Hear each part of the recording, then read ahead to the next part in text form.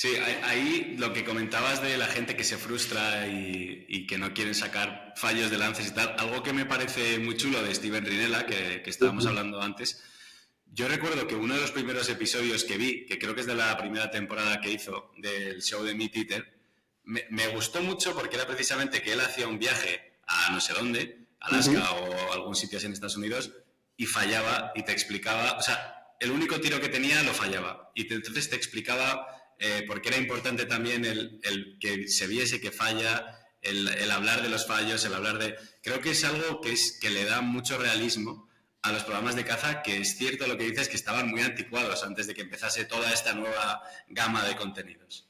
Y muy realistas, o Uh sea, -huh. realmente si quieres mostrar la realidad de la caza, también tienes que mostrar las ventajas que tienen ciertos animales en ciertas situaciones y el factor humano, ¿no? Si tú el 100% de los contenidos que enseñas, que muestras, son 100% de muerte, si no hay fallos, si no hay resta de experiencia, la gente se va a pensar que lo único que hacemos es matar animales, Uh -huh. ¿no? Entonces, esta parte que hace Steven Rinella, eso nosotros también lo hacemos. Sí, Nosotros, por ejemplo, muchas veces las productoras que estamos acostumbradas a ver en nuestro sector o otros parecidos, muchas veces es un solo cámara porque realmente cuesta mucho escalar una productora de este tipo, están muy mal pagados, se pueden permitir solo un cámara. Eso significa que si quieres grabar la reacción de la persona, el animal que estás tirando, etcétera, etcétera, es muy complicado. sí. ¿Qué ha dado esa tendencia? A crear documentales, contenidos que no son 100% reales, que son lo que se llama un poco de Hollywood, ¿no? Uh -huh. Pero que realmente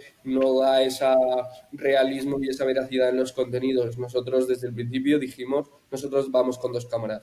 Uno coge a la persona, otro coge al animal y nosotros queremos que 100% todo sea real. ¿Por qué? Porque si no, estaríamos mintiéndonos a nosotros mismos y a la gente que comunicamos lo que es la caza, ¿no? Em, entonces, en ese sentido, es súper, súper importante lo que dicen y mi Twitter lo hace muy bien y yo me he visto todas sus películas y quien no las ha visto que se meta en Netflix porque le animo muchísimo, porque ya no solo es un gran creador de contenido, es un gran divulgador, Sí. es un gran apasionado del sector, ha creado algo muy grande para defender la caza en Estados Unidos. También es cierto que es un mercado totalmente distinto, Sí. más dado a las armas, mucho más dado a la agricultura y a la ganadería, un capitalismo mucho más extremo, que ya sabemos todos, evidentemente, pero el mensaje está ahí, ¿no? Y Sí. ha sido el único que ha conseguido estar en Netflix durante 5 temporadas, películas, etcétera, etcétera. Algo bien hará, ¿no? Sí, sí, sí, sí, desde luego.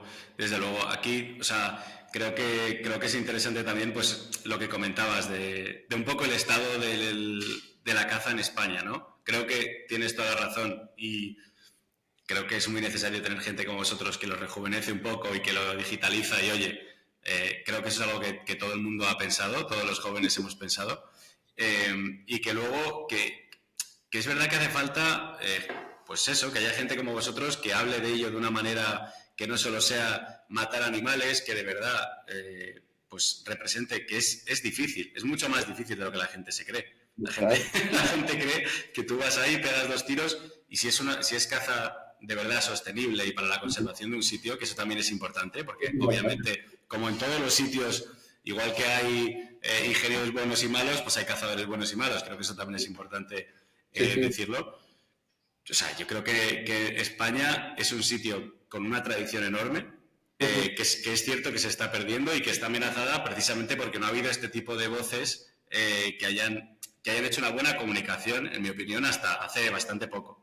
Sí, y han mejorado mucho también un poco la forma que se comunicaba, no solo nosotros, pues desde cómo se hacía antes el principio el uso de las redes sociales. Por ejemplo, Sí. habrás visto aquel vídeo muy famoso de los perros, el venado que se Ah, caía sí. por el Sí, sí. acantilado, etcétera, etcétera. Nosotros mismos somos los primeros que somos muy críticos con nuestro sector de cara a que sabemos que si enseñamos eso, mal lo hacemos y los primeros que lo tienen que hacer bien son los creadores de contenido como nosotros, que si enseñamos cosas que no son, realmente, pues como son la era digital, es que a la que juntemos medio millón de seguidores en redes sociales es que estamos en el 90% del mercado español de la caza, ¿no? Entonces, o comunicas bien o realmente vas a confundir o crear una imagen totalmente contraria a lo que todos queremos. ¿no? Ya no te cuento en televisión. O sea, ya en televisión no te cuento. O sea, Claro, claro. En televisión ya es mucho más. Bueno, o sea, en televisión sí que veo que sea como más nicho, ¿no? Que en redes que puedes llegar a lo mejor a más gente. Yo creo que dar formaciones a jóvenes es algo que está chulo también. El poder hablar también con gente que no opina como tú en el podcast creo que mola también. O sea, yo creo que ese tipo de cosas, creo que Pedro de Ampuero, que también es un cazador y youtuber y demás, también le sigo. Él ha llevado a cazar a anticazas, tiene un par de vídeos que son muy buenos, la verdad, y que al final, por el tipo de leyes que ha habido en los últimos años, aquí igual me estoy metiendo en un marrón, pero bueno, lo voy a hacer igual. Sí que es cierto que cada vez vemos más pues, jabalíes, por ejemplo, en zonas urbanas en muchos sitios, que ahora hay patrullas con arcos que van a un poco controlar todo eso, porque puede llegar a haber accidentes. En la situación del lobo también es un tema aparte, pero está expandiéndose a lo bestia y al final lo que pasa es que muchos ganaderos los envenenan en lugar de generar esa riqueza para el pueblo, de controlar un poco la especie. O sea, creo que estamos en un país que además es bastante complicado porque si intentas algo y más si tiene la palabra caza, por ejemplo, cerca, te van a salir también, imagino, ¿no? Mucha gente que está en contra de lo que hacéis. pues mira, y te soy muy sincero y aunque me vaya adelantando y ya tendremos que hacer una segunda parte del podcast contando un poco los proyectos porque tampoco puedo desvelar mucho, pero la tendencia, por muy fuerte y lamentable que sea para nosotros, cada vez este sector está más restringido, la política está siendo más contraria, los venture capital ya no entran, ya no escuchan a un negocio que se llame John Wild Hunters, por supuesto, y que tenga temáticas contrarias al tan famoso AEG Sí, de lo eco, etcétera, etcétera. Crecer para nosotros también en ese sentido ha sido muy, muy complicado a nivel puramente de imagen, sí, nombre, marca, etcétera, etcétera. Y nuestra tendencia va a ser abrirnos.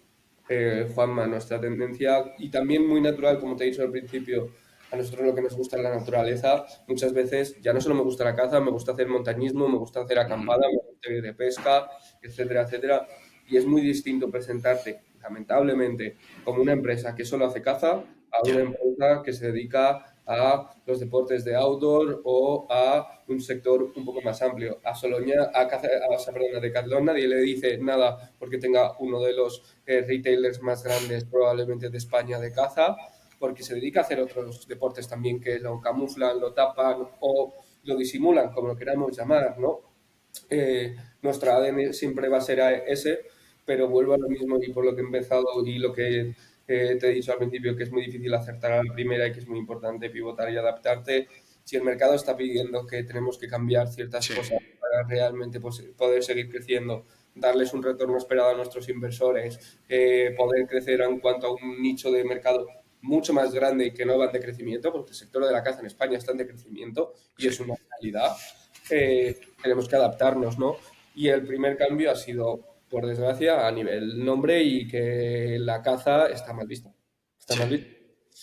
Y por mucho que nos fastidie, tenemos que ser inteligentes en ese sentido y de que no abandonaremos el ADN, probablemente la tendencia sea hacer más que solo caza. Claro, claro, a ver, tiene sentido.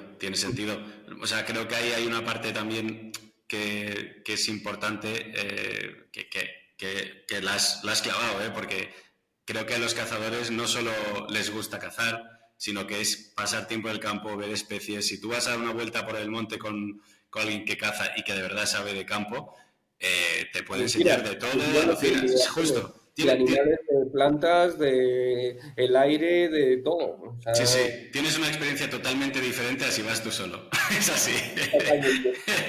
Es así. Entonces, creo que esa parte también es bastante, bueno, explotable, ¿no? O bastante vendible desde ese punto de vista.